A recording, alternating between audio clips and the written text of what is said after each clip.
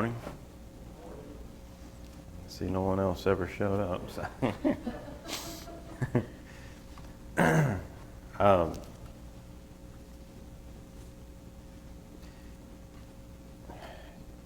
Yeah, I know the answer to this question because it's obvious that you see this every day. But how many agree that the world is getting darker? You know, the only reason that I can ask that question is because I know the answer. It's rhetorical, but to make an argument against it, you have no footing to make an argument against that.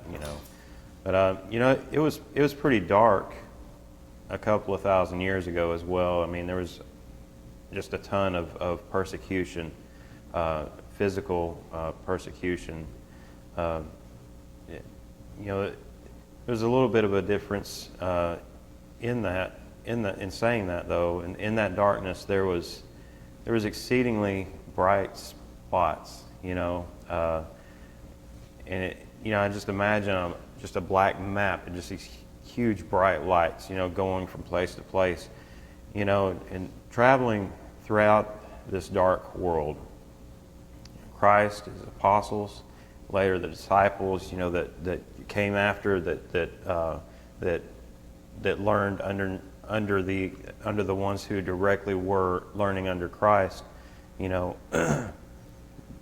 as they traveled around and spread the gospel, you start seeing more and more light.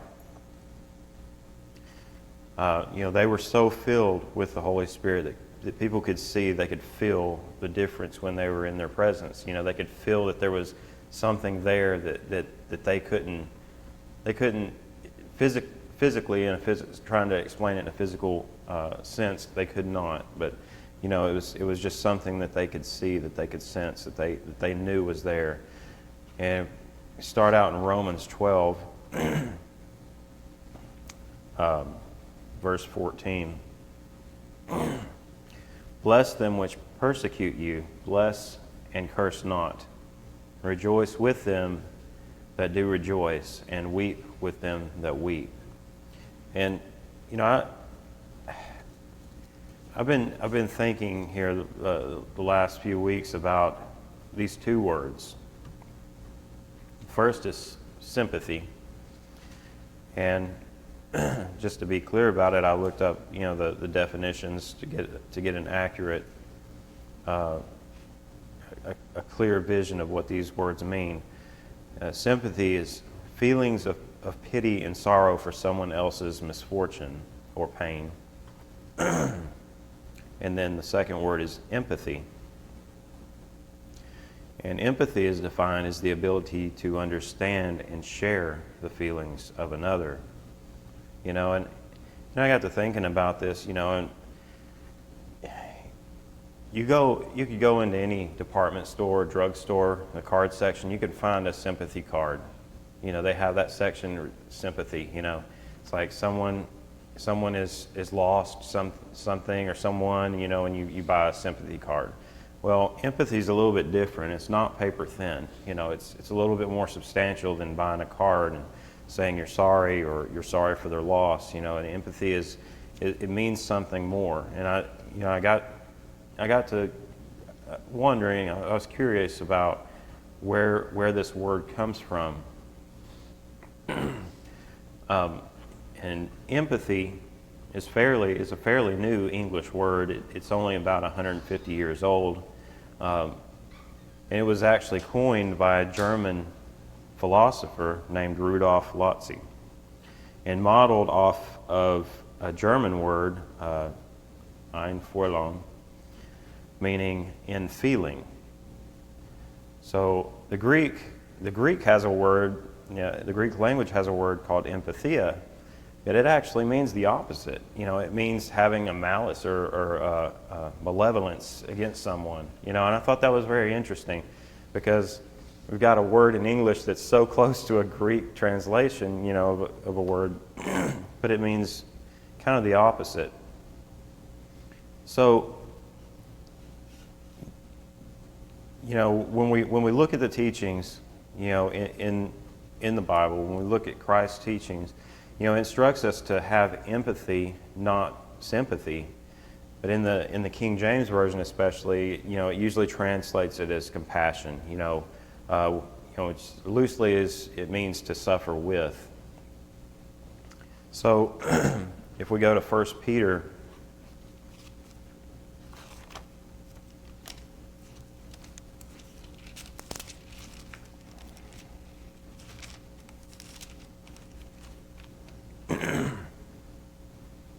chapter 3, starting in verse 8, "Finally, be ye all of one mind, having compassion one of another, love as brethren, be pitiful, be courteous, not rendering evil for evil, or railing for railing, but contrariwise blessing, knowing that ye are thereunto called, that ye should inherit a blessing.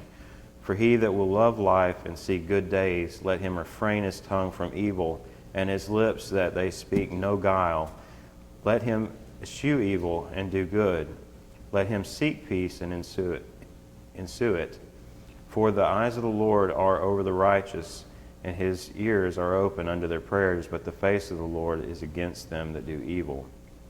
So how many of us can say that we honestly have been sympathetic this past week? We feel bad for somebody.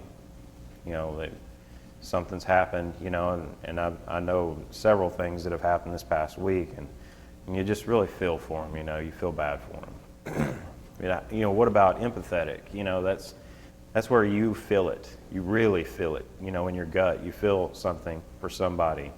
If they've lost a pet or someone close to them, and they're in tears. Have you been in tears with them? That's kind of, I saw this cartoon that tried to explain it, and one was explaining sympathy, and the person was crying, and the other person just said, "I'm sorry, I hate it," and then the other one, both of them were crying. You couldn't tell who lost what. Both of them were sharing the same exact feelings, and that's what empathy is. So I think that we're at a huge disadvantage, especially in this day and age when we have the world at our fingertips. There's so many distractions. When we used to sit outside like, Andy Griffith, and sit out on the front porch and just talk about things, and share these things that are going on. When is the last time that we sat and cried with someone because they were grieving, not us? That's it's such a simple thing, but there's so much of a difference there.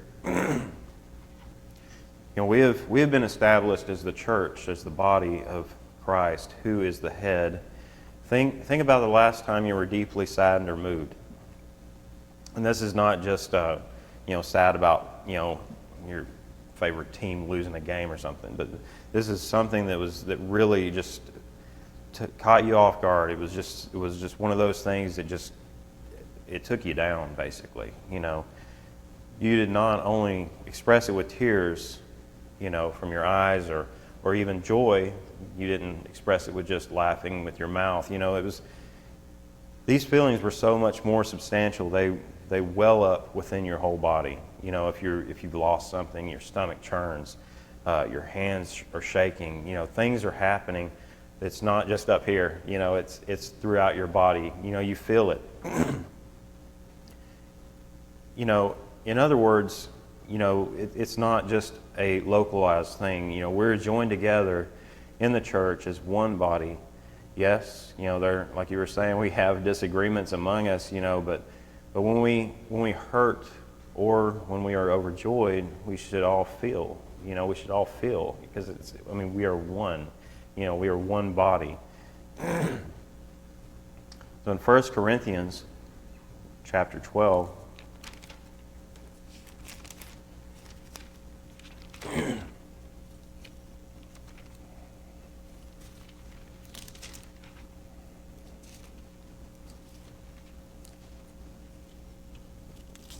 verse 21, or starting verse 20.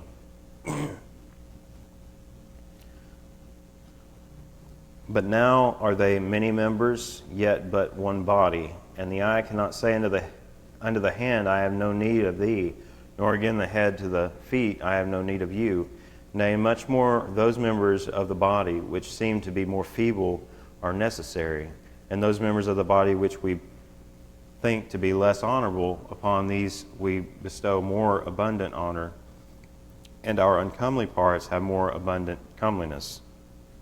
For our comely parts have no need, but God hath tempered the body together, having given more abundant honor to that part which lacked, that there should be no schism in the body, but the members should have the same care for one for another.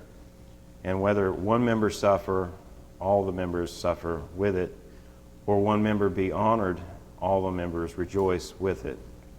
Now ye are the body of Christ, and members in particular.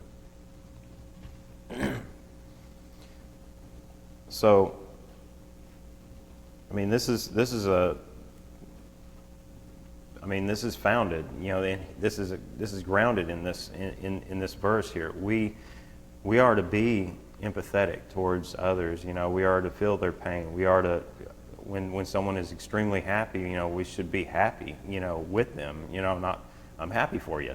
You know, I'm happy that this happened for you. You know, and then we go on to our next thing, or we're doing something as we're saying it. You know, and it's like it's paper thin. It's a sympathy card section, Hallmark. So we turn to John, chapter 11.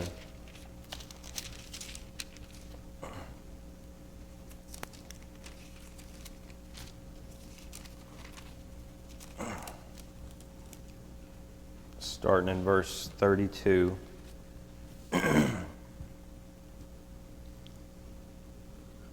Then when Mary was come where Jesus was, and saw him, she fell down at his feet, saying unto him, Lord, if thou hadst been here, my brother had not died.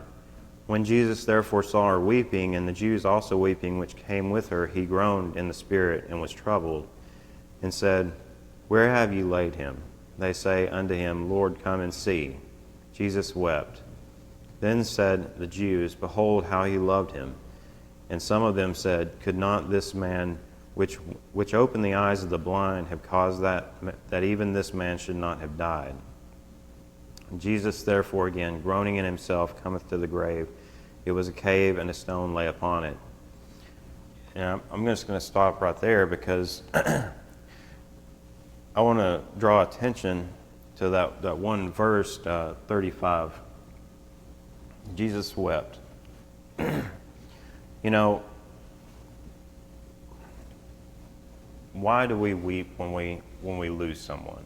You know, why do we cry? You know, why do we weep? Because it's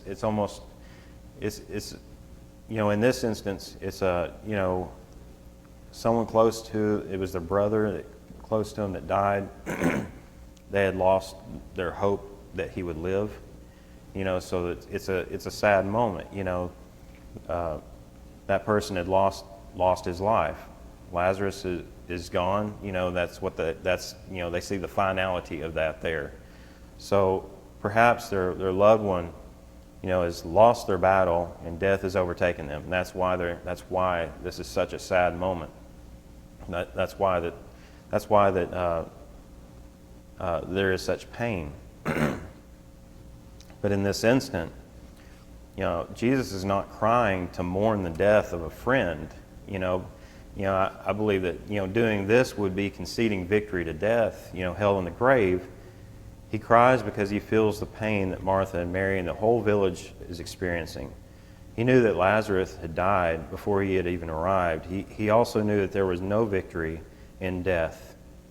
You know, just think about that picture. He is life, you know, and death has overtaken Lazarus, you know, and he's not going to give up. This is not, he wanted to show them that he was life, you know, and he, you know, this was a perfect example.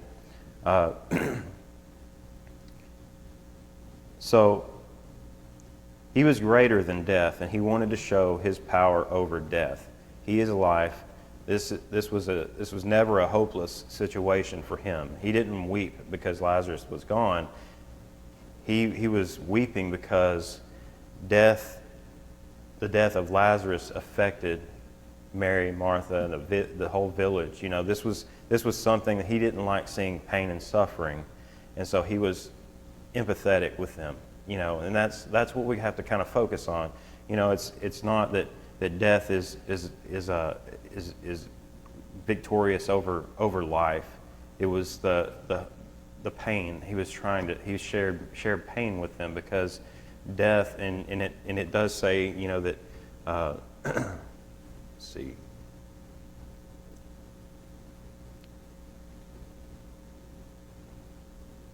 He groaned in the spirit and was troubled, because he could tell that they'd seen the finality. You know, death had already come, and there was no hope, and that's what he saw, and it troubled him.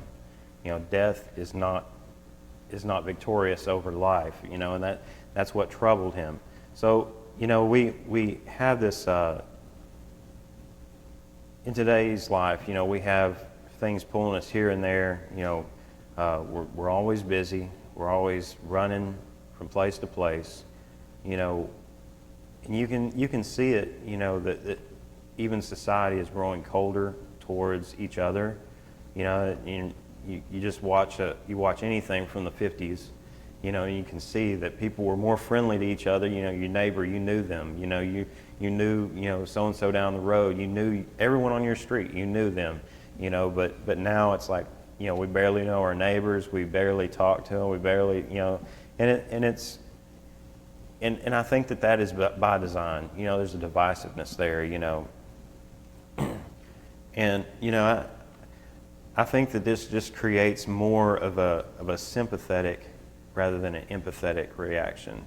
You know, we'll just buy them a card. You know, let's just, you know, let's buy them a card, maybe send over a fruit basket or something. You know, and I really hate it. You know, that's why I can't stand, you know, when you know there's a friend that passes away, and you want to go. You know, you want to go, and you want to actually see the person. You know, spend some time with them, talk with them, let them know that you are feeling it too. You know, not just, you know, send a card and you know, it's a paper thin caring. You know, and that's what we're not called to that. We're called to the suffering with, the compassion. You know, I was listening to something the other day, and this is an actual real thing that just came out. It's one of the VR headsets. You know, it's kind of being, you know, taken over. The technology thing is these little VR headsets.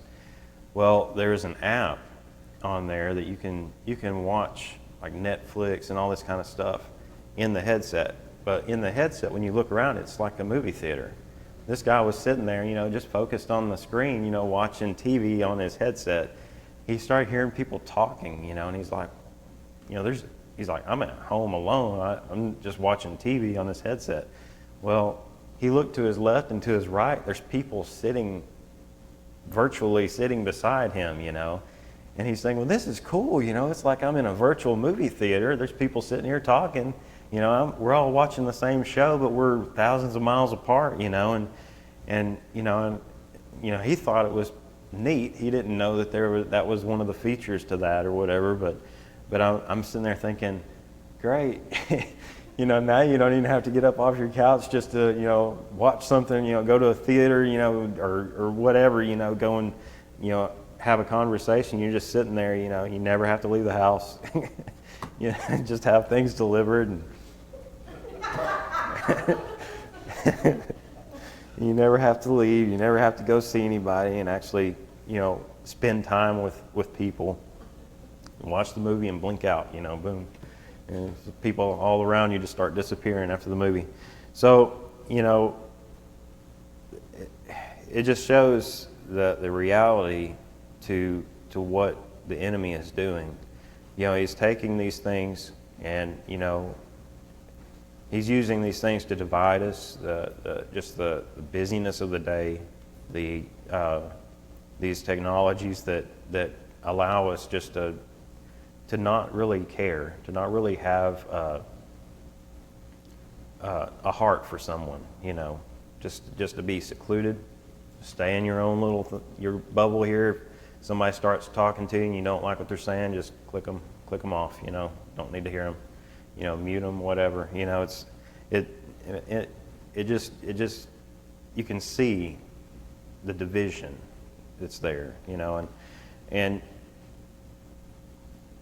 finally, I just and I think about this too. It's like, I'm working sometimes and somebody will want to really talk, somebody will need to really talk, and they're standing there and I'm like, just doing my thing, and they're saying stuff and I'm just kind of like, yeah, okay, it's kind of like you've got something to do and, you really want to stop, but you don't have the time, and you just kind of keep going through it and it's, you see that every day that you reflect back on it and you're like, man, I really wish I would have stopped and just taken time to listen, or someone calls you and you're kind of doing three things at one time and they're really needing to talk and you're just like, I'm okay, I'm punching in this thing on my handheld or whatever, and it's like you don't really have time, but you want to have time. And I think that's the enemy that's trying to take that time from us, that time that we need to dedicate to those people, because these people are coming to you want to talk. What about when you want to come to somebody else and need to talk to them? They're going to be doing the same thing, and it's like that's all planned, that's all part of this destructive plan. We really need to stop, with and listen and actually feel. And Lauren, you've been doing this, with your grandmother, just taking that time to call and just pray with her, at night, and try to keep her mind on those things, those things that edify, and it's such an important thing. It's such a simple thing, and then you think about it, and it's it was only 20 or 30 minutes, but 20 or 30 minutes that could have that really could have regrouped thoughts.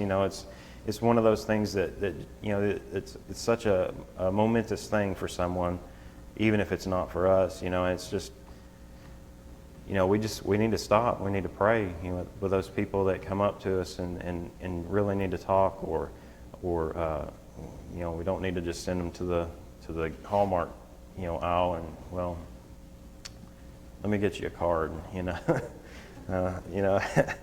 I hate to knock all the cards, but I've never liked the idea of getting a sympathy card. I've never liked that. I've always, if I get one, I'm going to take it to them in person. I'm going to let them know, that I really care. It's hard to do, because we're pulled in so many different directions nowadays. But we do need to stop, and we need to pray with those who are around us who need somebody, who just need somebody to listen, and because we're going to need that too.